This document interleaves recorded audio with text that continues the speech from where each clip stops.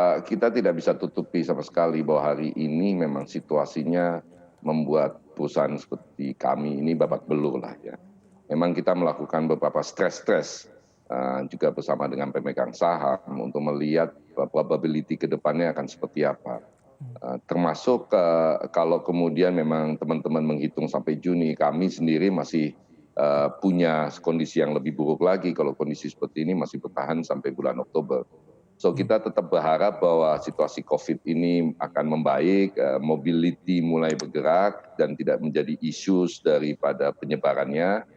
Kita juga memastikan bahwa penerbangan kita tetap aman, sehat, dan hal-hal tersebut ya tentu saja kita melakukan perhitungan kalau lebih dari Juni memang harus diakui ini makin berat sekali buat kami. Di awal tadi Pak Rifan Anda menyampaikan bahwa Garuda Indonesia memastikan setiap orang masih bisa terbang bersama Garuda karena dalam beberapa rute juga ini adalah pilihan terakhir, tidak ada pilihan lain selain terbang bersama Garuda. Strategi menjaga bisnis di tengah ruang-ruang prospek bisnis yang masih tersisa ini apa saja yang masih akan terus dioptimalkan oleh Garuda Indonesia?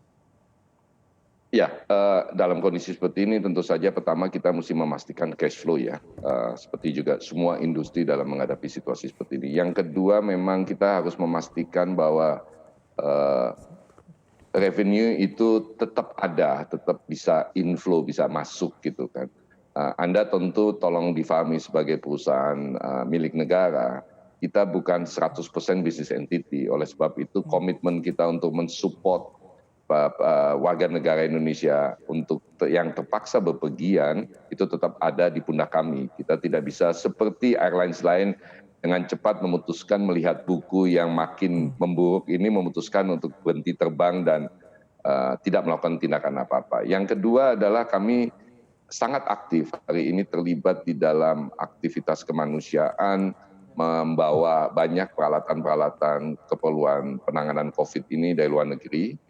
Kita juga terlibat aktif dengan beberapa kedutaan untuk memastikan warga negaranya bisa terevakuasi keluar dari Indonesia.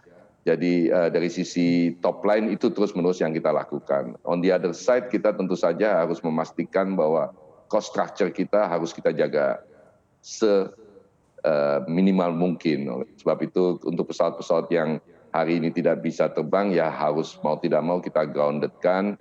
Beberapa corporate actions yang tadinya kita rencanakan di tahun ini ya terpaksa kita tunda selama itu belum klasifikasinya urgent and important.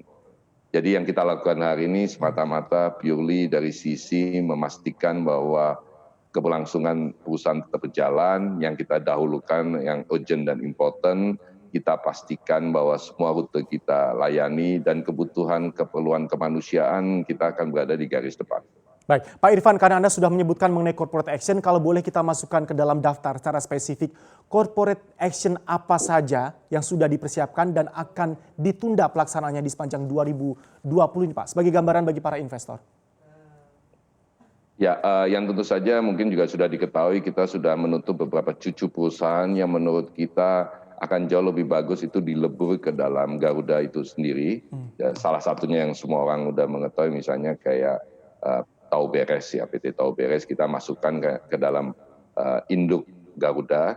Yang kedua memang beberapa inisiatif pembukaan rute yang tadinya di awal tahun kita ingin canangkan seperti menghubungkan India dengan Denpasar, kemudian inisiatif kita mendukung Kementerian Pariwisata dan pemerintah Indonesia untuk 10 destinasi terpaksa hari ini kita tahan dulu karena situasi yang kita hadapi hari ini. Tetapi kita sudah sangat siap begitu situasi ini berlalu kita melakukan aksi-aksi tersebut.